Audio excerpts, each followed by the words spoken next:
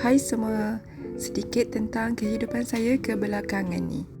Dimulakan dengan perkara yang paling menarik iaitu makanan. Belum habis lagi cerita makan dekat tempat kerja, saya nak fokus kat Lukaimat ni. Ada kawan saya dari Malaysia dipanggil Cekodok. Yang ni pula saya curious apa ingatkan bihun. So saya ambil sebab nampak telur goreng tapi rasa dia manis. Nasib baik dekat sini saya nak dapatkan makanan Asia. So saya ada beli makanan dari kedai Indonesia dan juga Filipina. Dessert memang tak boleh nak elak dekat sini. Semuanya sedap. Perjalanan menuju ke bandar yang saya akan tinggal. Di Dubai hari tu saya training dan ni saya dah pergi ke bandar yang saya akan tinggal dan bekerja. Habis video ni cuba korang teka bandar mana. 1 jam perjalanan dari Dubai dan bersebelahan dengan negara Oman. Sambung seminggu duduk hotel dekat sini dan kita orang sewa kereta.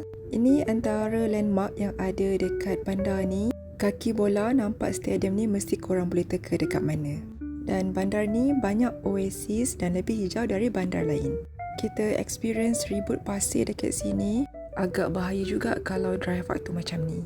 Dan weekend kita orang spend time dekat Dubai. Sebab tak adalah jauh sangat, 1 jam je drive. So bolehlah pergi ke Dubai setiap minggu.